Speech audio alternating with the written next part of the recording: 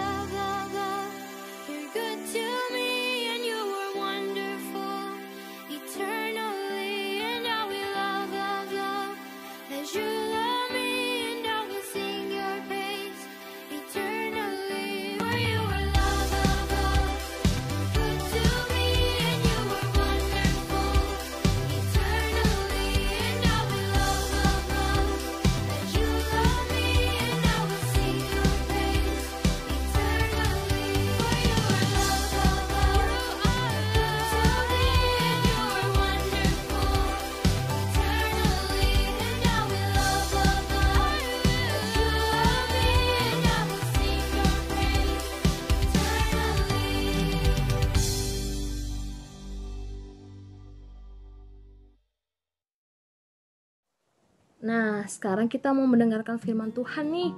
Sebelum kita mendengarkan firman Tuhan, kita mau nyanyi satu lagu. Lalu habis itu kita mau berdoa ya. Yuk adik-adik, nyanyikan dengan sungguh-sungguh ya lagunya.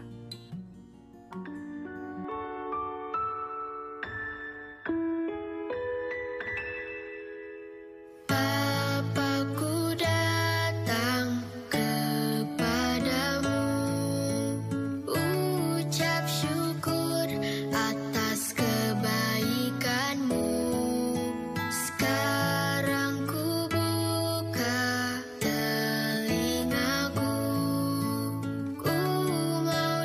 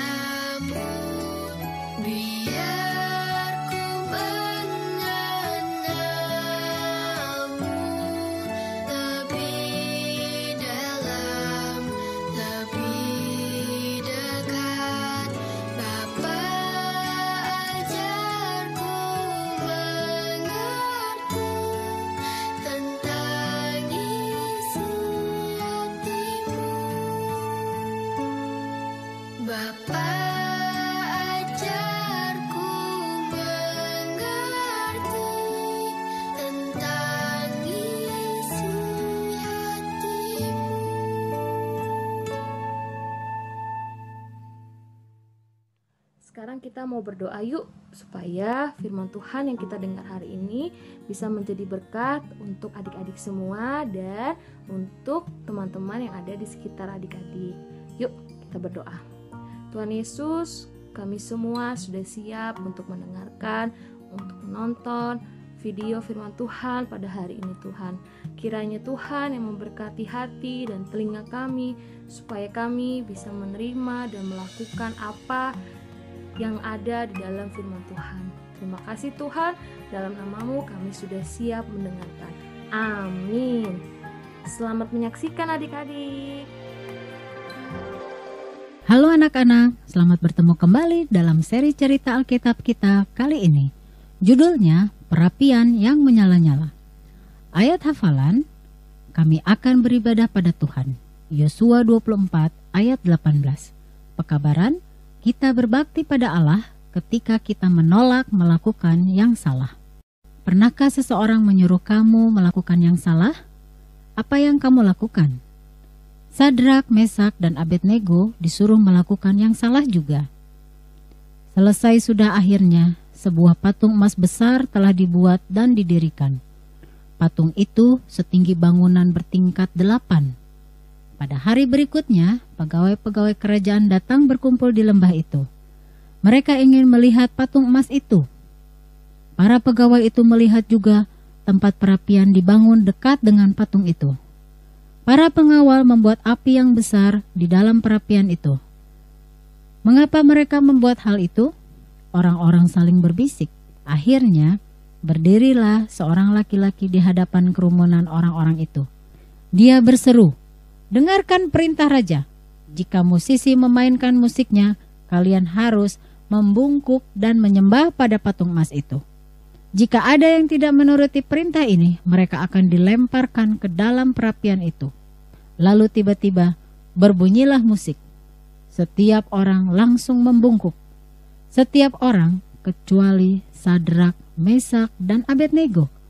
Mereka tidak tunduk pada patung itu.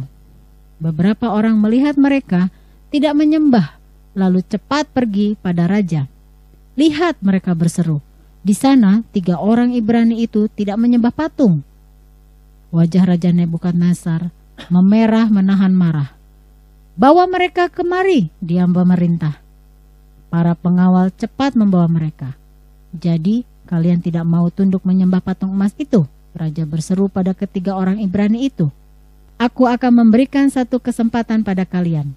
Sembah patung itu, atau aku akan lempar kalian ke dalam perapian yang menyala-nyala itu.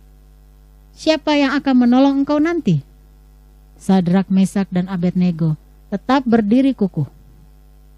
"Oh Raja," kata mereka, "Allah kami dapat menolong kami.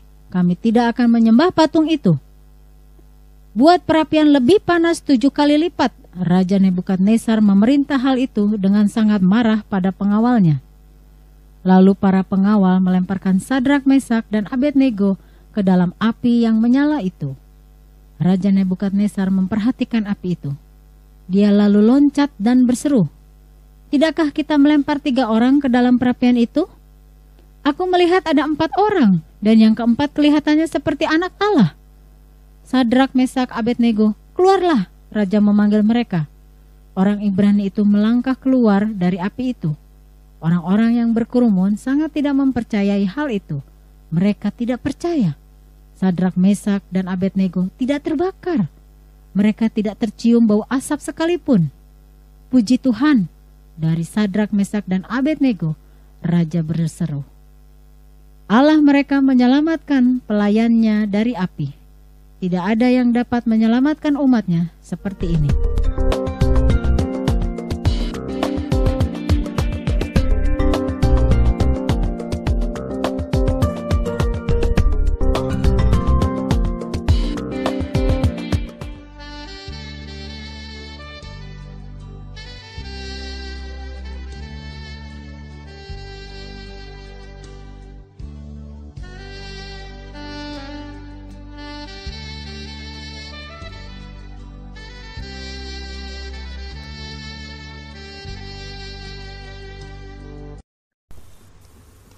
Judul tema kita pada hari ini adalah menjadi sahabat sejati dengan ayat bacaan Amsal 27 ayat 1 hingga ayatnya yang ke-27.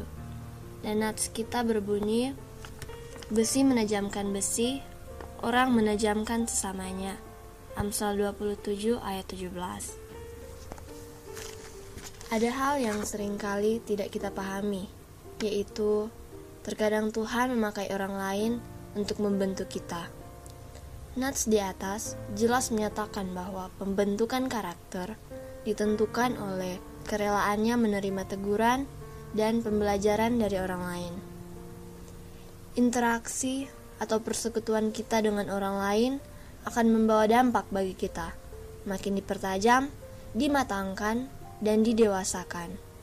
Yang membentuk dan menggesek kita biasanya bukan orang jauh, melainkan orang-orang yang dekat dengan kita.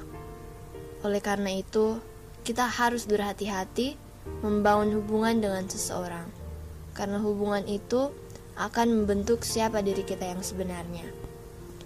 Dalam Amsal 13 ayat 20, siapa bergaul dengan orang bijak menjadi bijak, tetapi siapa berteman dengan orang bebal menjadi malang. Serta dalam 1 Korintus 15 ayat 13 berbunyi, pergaulan yang buruk merusakkan kebiasaan yang baik. Orang bodoh yang bergabung dengan orang bodoh akan tetap menjadi bodoh, tetapi bila ia mau bergaul dengan orang yang pintar, dia akan menjadi pintar. Jika orang yang tidak baik mau bergaul dengan orang baik, dia akan menjadi baik. Namun kalau orang yang tidak baik itu hanya mau bergabung dengan orang yang tidak baik, dia akan menjadi baik. Namun kalau orang yang tidak baik itu hanya mau bergaul dengan orang yang tidak baik, dia akan tetap menjadi orang tidak baik. Oleh karena itu, kita harus selektif dalam memilih teman atau sahabat supaya kita tidak terpengaruh kepada hal-hal yang tidak baik. Kita harus bisa menemukan teman atau sahabat yang bisa memberi nilai tambah yang positif bagi kita, seperti membangun, menguatkan, dan membimbing kita kepada kehidupan yang berkenan kepada Tuhan. Inilah perlunya memiliki seorang sahabat, orang yang bisa memberi dan menerima, berjalan dalam kebersamaan baik suka maupun duka, meningkatkan semangat dan gairah dalam belajar atau melayani Tuhan.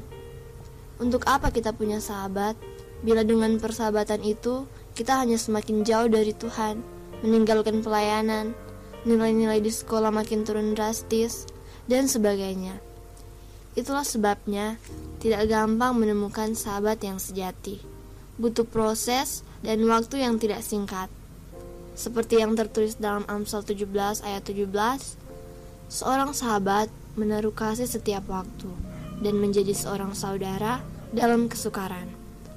Sahabat tidak hanya mengasihi atau hadir saat kita dalam keadaan senang atau mendapat berkat, melainkan di segala keadaan dia ada untuk kita.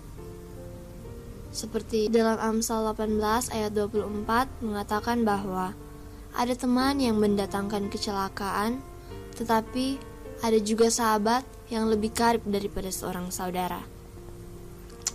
Adalah mudah mendapatkan teman saat duka, tetapi ketika dalam duka atau penderitaan sangat sukar. Ada tertulis, kekayaan menambah banyak sahabat, tetapi orang miskin ditinggalkan sahabatnya. Sahabat sejati bisa menerima keadaan kita apa adanya dalam segala hal. Ia tidak hanya menyenangkan hati sahabatnya, tetapi juga siap untuk menegur dan mengingatkan bila ada kesalahan, karena ia tak ingin sahabatnya jatuh dan terperosok. Lebih baik teguran yang nyata-nyata daripada kasih yang tersembunyi. Itu yang dikatakan Amsal 27 ayat 5. Namun seringkali kita hanya diam saja dan tidak berani menegur sahabat yang melakukan kesalahan. Kita sangat membutuhkan sahabat yang jujur. Tidak ada kepura-puraan padanya, sehingga diri kita benar-benar terbangun olehnya. Selain itu, sahabat yang sejati adalah sahabat yang dapat dipercaya. Artinya, ia memiliki penguasaan diri dan punya komitmen. Ia akan berusaha untuk menjaga nama baik sahabatnya. Ia tidak akan pernah membuka rahasia pribadi sahabatnya demi keuntungan diri sendiri atau berkhianat. Seperti ada tertulis dalam Amsal 27 ayat 6, seorang kawan memukul dengan maksud baik, tetapi seorang lawan mencium secara berlimpah-limpah. Kita bisa belajar dari persahabatan antara Daud dan Jonathan. Kasih di antara mereka berdua begitu tulus dan murni tanpa ada faktor untung rugi. Ada tertulis, berpadulah jiwa Yonatan dengan jiwa Daud, dan Yonatan mengasihi dia seperti jiwanya sendiri. Lalu Yonatan mengikat perjanjian dengan Shalom adik-adik semuanya, kembali lagi bersama KDK. Nah, tadi adik-adik sudah nonton video firman Tuhannya ya. Kalau KDK boleh tahu firman Tuhannya tentang apa adik-adik? Nah, benar sekali. Hari ini kita belajar tentang Sadrak, Mesak, dan Abednego. Ya, di mana tadi Sadrak, Mesak, dan Abednego dimasukkan dalam perapian. Tapi mereka tidak apa-apa ya adik-adik, karena mereka taat pada ketetapan Tuhan. Mereka adalah 3 orang sahabat yang mau saling mengingatkan dan mau membangun di dalam Tuhan Yesus Kristus. Adik-adik masih ingat tidak video firman Tuhan kita pada minggu lalu tentang Daud dan Yonatan? Nah, hari ini kita juga bisa belajar dari Sadrak, Mesak, dan Abednego bahwa mereka adalah 3 sahabat yang mau saling mengingatkan agar tidak jatuh di dalam dosa. Mereka mau saling menegur sahabatnya agar tidak melakukan kesalahan, dan mereka juga mau untuk ditegur dan diingatkan. Demikian juga dengan kita ya adik-adik, kita harus mau mengingatkan sahabat kita ketika sahabat kita melakukan kesalahan, atau kita juga harus mau untuk ditegur agar kita tidak jatuh dalam dosa atau melakukan kesalahan. Oke adik-adik, itu yang dapat kita pelajari hari ini. Kita harus jadi sahabat yang saling membangun. Nah, sebelum KDK menutup ibadah kita hari ini, mari KDK mau ajak adik-adik untuk berdoa terlebih dahulu. Mari kita berdoa adik-adik. Selamat pagi Tuhan Yesus, terima kasih atas setiap berkat-Mu. Kami mengucap syukur hari ini kami boleh kembali beribadah lagi ya Tuhan, dan kami boleh memuji nama Tuhan, kami boleh mendengarkan firman-Mu, dan terlebih lagi kami boleh belajar ya Tuhan untuk menjadi seorang sahabat yang saling membangun. Kami boleh belajar dari Sadrak, Mesak, dan Abednego ya Tuhan, untuk saling membangun, saling mengingatkan, dan kami boleh taat kepada ketetapan-Mu ya Tuhan, kepada firman-Mu ya Tuhan. Berkati setiap keseharian kami, baik di sekolah nanti ya Tuhan, maupun di rumah, di orang-orang sekitar kami, agar kami mau saling mengingatkan dan kami mempunyai hati untuk ditegur ya Tuhan ketika kami melakukan kesalahan, agar kami boleh selalu berada dalam perlindungan Tuhan. Terima kasih ya Tuhan, kiranya Tuhan memberkati kegiatan kami hari ini dari pagi hingga nanti malam ya Tuhan, dan kami juga rindu pada minggu depan kami boleh kembali beribadah sekolah minggu dengan keadaan sehat dan bersukacita. Terima kasih ya Tuhan. Haleluya, amin. Nah adik-adik, sampai bertemu di video sekolah minggu kita minggu depan. Tuhan Yesus memberkati. Dah.